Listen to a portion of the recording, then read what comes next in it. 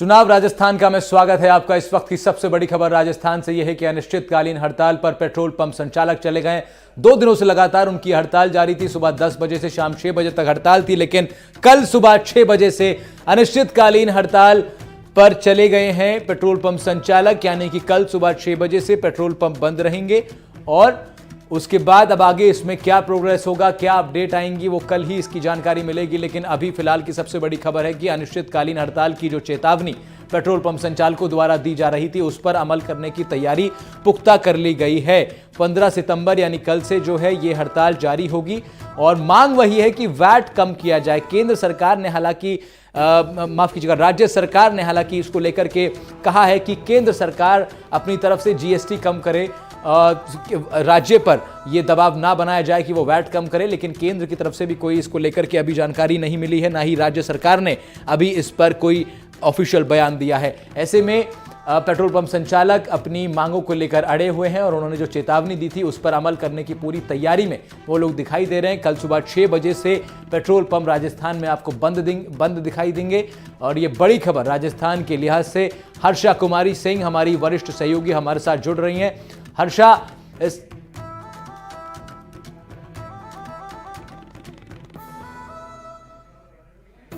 ठीक है, हर्षा हमारे साथ जुड़ेंगे कुछ ही देर बाद। ये बड़ी खबर पेट्रोल पंप संचालकों की चेतावनी थी कि अनिश्चितकालीन हड़ताल पर चले जाएंगे और वो अब पूरी होती हुई नजर आ रही है, क्योंकि 15 सितंबर सुबह 6 बजे से पेट्रोल पंप संचालक अनिश्चितकालीन हड़ताल पर जाएंगे। यानी कि पेट्रोल पंप बंद रहेंगे राजस्थान के।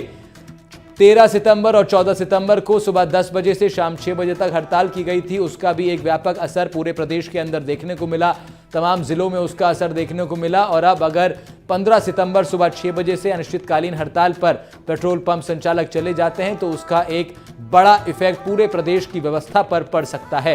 वैट को कम करने की मांग लगातार पेट्रोल पंप संचालक कर रहे हैं। अनिश्चितकालीन हड़ताल की चेतावनी उन लोगों ने दी थी, अगर सरकार ने उनकी बात को नहीं माना और अब वही होता हुआ दिख रहा है। सरकार की तरफ से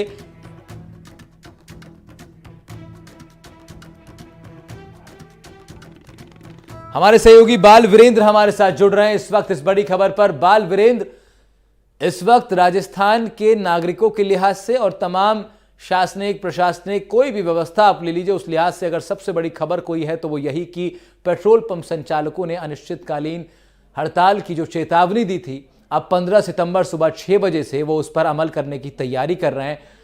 राजस्थान में आप हैं, क्या असर है इस अनिश्चितकालीन हड़ताल का? बिल्कुल राहुल, जो ये हड़ताल है ये 13 सितंबर और 14 सितंबर को रखी गई थी। इसके साथ ही आपको बता दें कि जो राजस्थान पेट्रोलियम एसोसिएशन के द्वारा ये हड़ताल का ऐलान किया गया था, ये 13 और 14 को मात्र 8 घंटे के लिए बंद किए गए थे सांकेतिक रूप से, अगर सरकार इनकी डिमांड नहीं मान रही थी। अब उन्होंने पूर्णतः 15 सितंबर से सुबह 6 बजे से लगातार बंद करने का ऐलान किया है। सबसे बड़ा सवाल ये उठता है कि अगर ये पेट्रोल पंप बंद रहेंगे तो किन किन सुविधाएं जो बाधित रहने वाली, उन तमाम सुविधाओं की हम बात करें। जैसे इसके अंदर जो डेली रूटीन के अंदर टैक्सी हो गई या फिर जो फील्ड वर्क करते हैं, उन तमाम लोगों को खासा दिक्कत का सामना करना पड़ेगा। अगर आप देख रहे हैं कि अभी मैं एक पेट्रोल पंप पे मौजूद हूँ, वहां पे मैं मेरे सहयोगी से मैं रिक्वेस्ट करूंगा कि किस तरीके से ये पेट्रोल पंप है वो अब सुनसान पड़े हुए हैं, क्योंकि उन्होंने अभी से कुछ पेट्रोल पंप है वो बंद कर दिए हैं। और आप पोस्टर्स भी देख सकते हैं कि उनमें साफ लिखा है पेट्रोल पंपों की हड़ताल है, पेट्रोल डीजल की खरीद व बिक्री बंद है, जो कि दिनांक 15 सितंबर 2023 अनिश्चितकालीन हड़ताल रहेगी। ये तमाम जो ये पोस्टर्स दिख रहे हैं, लगभग प्रदेश के 6712 पेट्रोल पंप है, उन तमाम पेट्रोल पंप पे ऐसे पोस्टर लगे हुए आपको दिखाई देंगे। लेकिन वजह यह है कि चुनावी साल है, चुनावी साल के अंदर अगर ऐसी आम जनता को परेशानी देखने को मिलती है तो कहीं ना कहीं सरकार को भी इसका खामियाजा भुगतना पड़ सकता है। कल मुख्यमंत्री अशोक गहलोत ने भी प्रेस कॉन्फ्रेंस करके साफ तौर पे केंद्र सरकार है उस पे आरोप लगाया है कि जो एक्सरसाइज ड्यूटी है वो केंद्र सरकार कम नहीं कर रही है, जिसकी वजह से राजस्थान के अंदर पेट्रोल और डीजल महंगा मिल रहा है। आम जनता को इसका जो नुकसान है उनकी जेब पे भी पड़ रहा है। जो रोजमर्रा की जो चीजें होती है, जैसे फल होगी, सब्जियां होगी, दालें होगी, जो एक जगह से दूसरी जगह पे जाती है, उन पे तमाम जो चीजें हैं उनके जो रेट हैं वो भी कहीं ना कहीं उनके ऊपर भी फर्क पड़ता है, क्योंकि ये जो रेट है ये एक स्थान से दूसरे स्थान पे जाने के लिए ट्रांसपोर्ट के माध्यम से एक जगह से दूसरी जगह जाती है। जो लागत आती है वो लागत अब आम जनता की जेब पर पड़ने वाली है। जी राहुल। बालवीरेंद्र, आप जिस पेट्रोल पंप के बाहर खड़े हैं वहां आपने बताया कि वो अभी से बंद कर दिया गया है। इसका मतलब ऐसी स्थिति और भी कई जगहों पर होगी। अगर राजधानी जयपुर में यह स्थिति है कि जो अनिश्चितकालीन हड़ताल की बात कल 15 सितंबर सुबह 6 बजे से हो रही है, उससे पहले ही अगर अभी से पेट्रोल पंप बंद है तो इसका मतलब बहुत समस्याओं का सामना खासतौर से उन लोगों को करना पड़ेगा जिनका जिक्र आपने किया कि जिनको नियमित तौर पर पेट्रोल डलवाने की जरूरत पड़ती रहती है, जैसे कि टैक्सी ड्राइवर हुए, ऑटो चालक हुए या अन्य लोग जो कि डेली बेसिस पर पेट्रोल डलवाते हैं। उन लोगों के लिए खासा दिक्कत होने वाली है। क्या ऑल्टरनेटिव उन लोगों के लिए रहेगा? और इस वक्त अगर आपने कुछ और लोगों से अगर बात की हो तो वो भी बताइए, लोगों का क्या कहना है। बिल्कुल राहुल, हमारी जो राजस्थान पेट्रोलियम एसोसिएशन है उनके कई सदस्यों से भी बातचीत हुई। उनका साफ तौर पे ये कहना है कि राजस्थान की गवर्नमेंट है वो हर धर्मिता अपना रही है, और अगर वह हमारी मांग नहीं मानती, वेट नहीं कम करती है, तो इसको हम अनिश्चितकालीन के लिए हम हड़ताल करेंगे। और जो आम लोग हैं उनका साफ तौर पे कहना है कहीं ना कहीं जो पेट्रोल और डीजल की जो वेट लग रहा है राजस्थान के अंदर सबसे अधिक लग रहा है। अगर हम राजस्थान के जो जिलेवार बात करते हैं, राजस्थान का जो श्रीगंगानगर जिला है वो पंजाब और हरियाणा बॉर्डर से टच करता है, जहां पे 113 रुपए पर लीटर के हिसाब से आम जनता को है वो पेट्रोल मिल रहा है। इसके साथ ही अगर हम जो अन्य जिले हैं जैसे हरियाणा बॉर्डर से टच करते हुए झुंझुनू जिला हो गया, अलवर जिला हो गया, ये तमाम जो जिले हैं वहां पे जो पेट्रोल पंप होते हैं वहां पे जो हरियाणा बॉर्डर से टच करने वाले पेट्रोल पंप है, जो पेट्रोल जो भरवाने का काम होता है वो आम लोग हैं, वहां के स्थानीय नागरिक है, वो हरियाणा के जो हरियाणा राज्य में जो पेट्रोल पंप रहते हैं वहां से वो अपने गाड़ियों में फ्यूल भरवाते हैं और अपने जो रोजमर्रा की जिंदगी है उसमें उन गाड़ियों को यूज करते हैं। तो उससे कहीं ना कहीं राजस्व का तो नुकसान होता ही होता है। और दूसरी बात ये कि जो नए पेट्रोल पंप खुलते हैं उनको भी चलाने में जो पेट्रोल व्यवसायी हैं उनको काफी दिक्कत का सामना करना पड़ता है। इसके अलावा अगर बात की जाए श्रीगंगानगर, हनुमानगढ़, ये वो जिले हैं जो पंजाब से सटे हुए हैं, और पंजाब के अंदर जो पेट्रोल की अगर बात की जाए तो पेट्रोल की रेट वहां पे 16 रुपए, लगभग 16 रुपए का अंतर रहता है। ये जो अंतर है वो वहां के जो जी बालवीरेंद्र, मैं आपके पीछे काफी हॉर्न सुन पा रहा हूं। इसका मतलब लोग वहां पर क्या पेट्रोल डलवाने का मतलब वो आ रहे हैं, ऑफ कोर्स वो मायूस होकर के वहां से लौट रहे होंगे क्योंकि पेट्रोल पंप बंद है। लेकिन अगर कुछ लोग अगर आपके पास हों जो कि तेल डलवाने के लिए उस पेट्रोल पंप पर आ रहे हैं, अगर हम उनसे बात कर पाएं तो मुझे लगता है कि एक और बेहतर हम लोग राय जान पाएंगे लोगों की, क्या उनकी समस्याएं हैं। सीधे उन्हीं से क्यों ना बात कर ली जाए।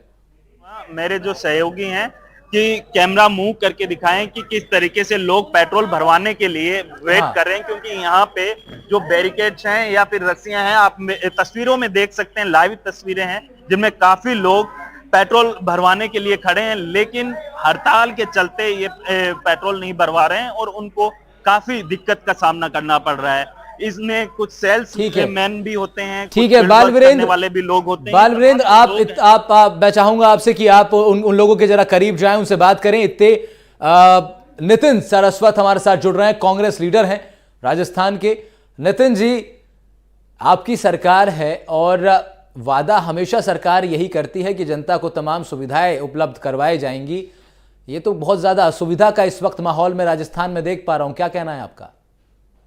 देखिए, मैं सबसे पहले कहना चाहता हूं, जो हमारी वार्ता है सरकार का इस पे पूरा जरूर ध्यान है और सरकार लगातार अभी सचिवालय स्तर पे बातचीत कर रही है और हमारी जो पेट्रोल और डीजल एसोसिएशन है उनसे बातचीत कर रही है। मुझे लगता है कि ये बहुत ही एसेंशियल चीज है। अभी उनकी कोई भी मांग है, उस मांग के लिए उन्हें सरकार से बातचीत करने का जरिया अपनाना चाहिए, ना कि इस तरीके से, क्योंकि ये आम जनता के मुद्दों से जुड़ी हुई चीज है। आम जनता अगर परेशान होगी तो वो सबके लिए परेशानी है। जहां सरकार हर तरीके से बातचीत करने के लिए तैयार है, सरकार हर प्लेटफॉर्म पे आके बात भी कर रही है, उन्हें बुला भी रही है, जल्द हम इस चीज का समाधान निकालेंगे। आज पूरे देश में आप देखेंगे कि जिस तरीके से पहले जो 3 रुपए जो एक्साइज ड्यूटी हुआ करती थी, आज वो 28 और 29 रुपए पे चली गई, जबकि क्रूड ऑयल की कीमतें कितनी कम आ चुकी है। तो एक्साइज ड्यूटी के लिए सरकार ने लगातार कहा है कि अगर केंद्र सरकार एक्साइज ड्यूटी, ठीक है, ये पक्ष आपका ये पक्ष तो आपका आपकी तरफ से आया ही, सरकार की तरफ से ये पक्ष तो आता ही है, लेकिन आप ये भी जरा इस पे भी हमको ध्यान देना होगा कि पूरी जो मांग हो रही है पेट्रोल पंप संचालकों के द्वारा वो वैट की ड्यूटी को लेकर के हो रही है और सरकार के हाथ में है उसको कम कर लेना। क्यों नहीं उस पर राहत दी जा रही है पेट्रोल पंप संचालकों को? देखिए, मैंने अभी सबसे पहले यही बात कही कि मुख्यमंत्री जी ने एक वार्ता के लिए पूरा चैनल बना रखा है, वार्ता कर भी रहे हैं, कोई ना कोई समाधान भी निकालने के लिए प्रयासरत हैं। आपको पता है कि राज्य को चलाने के लिए क्या नाम से एक बजट की जरूरत होती है। राज्य को जिस तरीके की परिस्थिति है कि जीएसटी का पेमेंट 3 क्वार्टर से अटका हुआ है। आपने देखा कि हम तो सरकार हमेशा मुख्यमंत्री जी ने कहा कि इसको जीएसटी के दायरे में ले लिया जाए।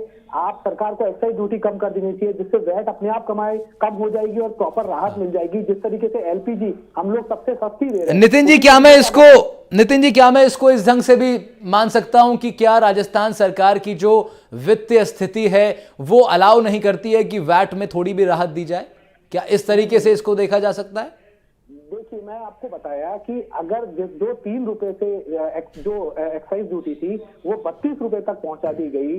जो जनता को पेट्रोल और डीजल राहत की बात करते थे वो पेट्रोल के 65 रुपए पे हाहाकार मचाते थे, वो 100 रुपए पे उसको लेके गए। लेकिन आज वो एक्साइज ड्यूटी कम करने के लिए तैयार नहीं है। आज हमने लगातार न्यूज अभी कुछ दिन पहले भी देखी कि मुनाफा तेल कंपनियों का 3 गुना बढ़ चुका है, क्योंकि जो क्रूड ऑयल की कीमतें हैं वो 30% तक कम हो चुकी हैं, लेकिन फिर भी एक्साइज ड्यूटी वो कम नहीं कर रहे हैं। लगातार उसको लूट का जरिया बना चुके हैं। एक राज्य है हमारा, हम लगातार कोशिश कर रहे हैं कि जनता को राहत दी जाए। उसी क्रम में मुख्यमंत्री जी ने तमाम राहतें दी हैं, इसके लिए भी विचार चल रहा है। मैं फिर पेट्रोल डीजल एसोसिएशन से विनती करूंगा कि आप जनता की भी कम से कम सोचिए। अभी आपने अपनी मांग को रखा है, मुख्यमंत्री जी लगातार वार्ता कर रहे हैं, केंद्र सरकार से भी मुख्यमंत्री जी ने अनुरोध किया है। अगर एक्साइज ड्यूटी कम होती, अगर मोदी सरकार भी सोचती कि जनता को राहत दी जाए तो उसी प्रोपोर्शन में अपने आप वैट कम हो जाता और जनता को बहुत बड़ी राहत मिल सकती। नहीं तो नितिन जी, आप जो है राज्य सरकार से मांग हो रही है, आप जो है पाला केंद्र में अगर केंद्र के ऊपर डाल देंगे तो फिर तो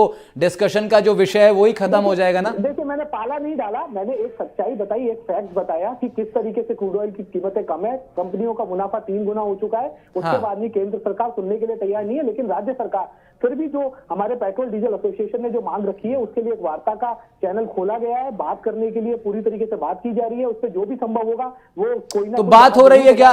पेट्रोल पंप संचालकों की सरकार के किसी प्रतिनिधि से बात हुई? 13 सितंबर 14 सितंबर को हड़ताल रही, बताइए। बिल्कुल मैं आपको यही बात बताना चाहता हूं जिम्मेदारी के साथ कि सरकार की बात हो रही है और सचिवालय स्तर पे एक टीम का भी गठन किया गया है कि इसमें क्या समाधान किया जा सकता है, तुरंत जनता को कैसे राहत दी जा सकती है। लेकिन पेट्रोल डीजल एसोसिएशन को भी समझना पड़ेगा कि ये आम आदमी की जिंदगी से जुड़ी हुई चीजें हैं। इसमें आम आदमी को राहत मिले, अपना विरोध प्रदर्शन कर सकते हैं जैसे उन्होंने किया, अपनी बात रख सकते हैं, लेकिन साथ में जनता के लिए भी उनकी कुछ जिम्मेदारी बनती है, समाज के लिए भी जिम्मेदारी बनती है। अगर सरकार उनकी बात सुनने को तैयार है, सरकार बात सुन रही है और सरकार उनको मैं एश्योरेंस दे रही है कि कुछ ना कुछ समाधान निकाला जाएगा, तो उन्हें भी सुनना चाहिए कि इस तरीके की चीजें लगातार जारी रखनी चाहिए ताकि आम जनता के अंदर ये एक परेशानी का सबब ना बने और जनता इधर उधर ना भटके।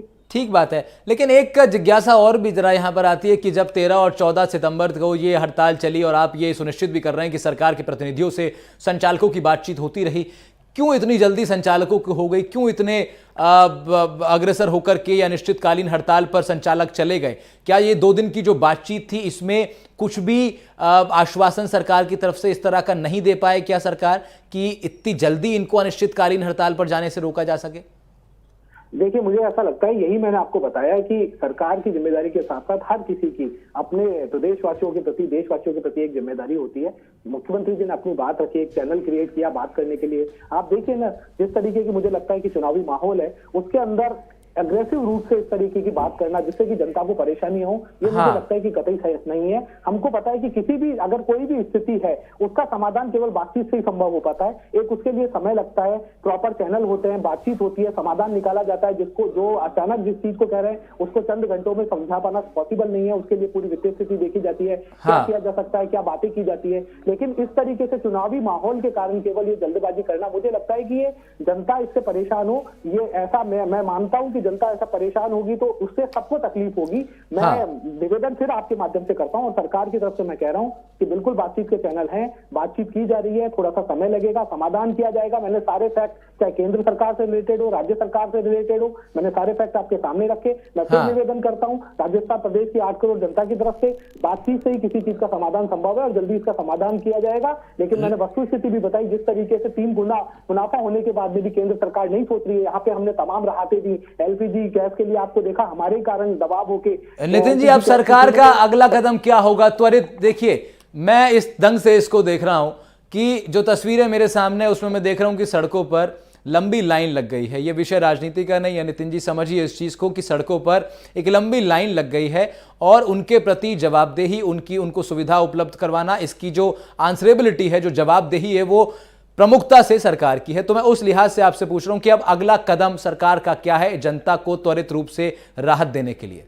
देखिए, त्वरित रूप से राहत देने के लिए बिल्कुल आज ही रात में अभी लेट नाइट भी मीटिंग है, लेट नाइट बेस्ड चीज पे बात चल रही है। मुख्यमंत्री जी खुद इस चीज की मॉनिटरिंग कर रहे हैं और जल्दी कोई ना कोई बातचीत से कोई समाधान निकाला जाएगा। मुझे भी उम्मीद है कोई भी अपनी हट पे नहीं अड़ेगा, जिद पे नहीं अड़ेगा, क्योंकि ये रोजमर्रा की चीज है और आम जनता इससे पूर्णतः जुड़ी हुई है, हर चीज इससे जुड़ी हुई है। तो मुझे लगता है कि वो भी अपनी जिम्मेदारी इस तरीके से समझेंगे ताकि जनता परेशान ना हो और सरकार भी अपनी जिम्मेदारी के साथ इस चीज का समाधान निकालेगी और तुरंत समाधान निकालेगी। मैं इस चीज के लिए आपको आश्वस्त करता हूँ। नितिन जी, चुनावी राज्य है आपका राजस्थान, क्या ये मुद्दा आपको नुकसान भी पहुंचा सकता है? इस ढंग से भी आप लोग सोच रहे हैं इस चीज के प्रति? देखिए, मैं आपको बताना चाहता हूं कि ये जो मांग है ये आज की नहीं है। अभी भाजपा के जो नेता हैं वो इससे राजनीति कर रहे हैं लगातार। जब उनकी सरकारें रही, किस तरीके से उन्होंने यहाँ पे वैट की दरों को रखा, सेम दरें, वैट की दरें उस समय उनके समय भी रही। एक्साइज ड्यूटी जब 3 रुपए से 32 रुपए रही, 25 सांसद और 73 विधायकों वाली सरकार कभी एक शब्द नहीं बोली। 2.5 साल के अंदर जिस तरीके से चाहे एलपीजी सिलेंडर हो, चाहे क्या नाम से पेट्रोल की कीमतें हो, डीजल की कीमतें जिस तरीके से बढ़ाई गई, कभी वो एक शब्द भी नहीं बोले। वो लगातार सरकार को डिफेंड करते रहे और इन्हीं की सरकारों में भी इसी तरीके की चीजें थी। लेकिन जहां मुख्यमंत्री जी यहाँ राहत दे रहे हैं, उसमें केवल इस चीज को लाके, जो उनके समय पे भी यही स्थिति थी, उसके लिए एक राजनीति करना, जनता को भड़काना, मुझे लगता है कि राजस्थान की जनता इसको समझती है कि कौन राहत प्रदान कर रहा है, कौन जनता की बात सुनता है, ठीक है, जनता के लिए खुले हुए ठीक है। और ठीक है नितिन जी, आप जुड़े रहिए हमारे साथ, लगातार मैं आपसे बातचीत करूंगा क्योंकि आप सरकार का इस वक्त पक्ष रख रहे हैं, आपका होना बेहद जरूरी है। लेकिन हमारे साथ पंकज जोशी भी जुड़ गए जो कि भारतीय जनता पार्टी के नेता हैं। पंकज जी, नितिन जी हमारे साथ जुड़े हुए हैं, कांग्रेस लीडर हैं, आपको बता दूं मैं।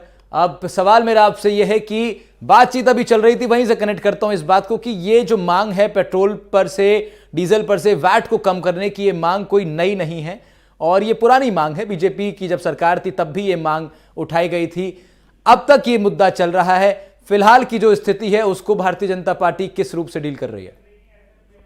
देखिए, ये जो मांगे बात कर रहे हैं ये बिल्कुल झूठ है, क्योंकि पहले की जो मांगे थी उस मांगों में जो है पेट्रोल पंपों की हालत ये दी हुई थी कि पेट्रोल पंप बंद हो गए थे। लेकिन आज जो है प्रदेश में जो है पूरे देश में सबसे ज्यादा वैट यदि है तो प्रदेश में है और प्रदेश की सीमाएं जो है पड़ोसी जो राज्य हैं उनसे मिलती हैं और वहां की जो पेट्रोल पंप हैं उनका जो कैपेक्स लगा हुआ है, जो उनका इन्वेस्टमेंट लगा हुआ है, उनका जो है उसमें भी उनको लॉसेज हो रहे हैं। वहां से डीजल पेट्रोल की मांग बिल्कुल खत्म सी हो गई है और एक तरीके से पूरा का पूरा जो है वो पड़ोसी प्रदेशों से जो है ये डीजल लेने जाना, पेट्रोल लेने जाना, ये समस्या थी। और कारण इसका एक ही है, मिसमैनेजमेंट ऑफ फाइनेंस।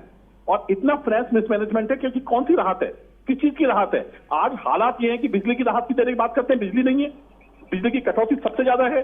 बिजली की जो है रेट्स के अंदर हालात ये हैं कि प्रदेश के अंदर जितनी भी चीजें आ रही हैं उन चीजों के ऊपर हर एक पे जो है आप जो है कटौतियां शुरू हो गई नहीं। तो अगर पंकज जी अगर राज्य सरकार महंगाई नहीं घटा पा रही है तो केंद्र उसको सपोर्ट करे। केंद्र, राज्य सरकार की जो मुख्यमंत्री अशोक गहलोत वो कह रहे हैं कि भाई केंद्र क्यों नहीं अपनी तरफ से जीएसटी कम कर लेता?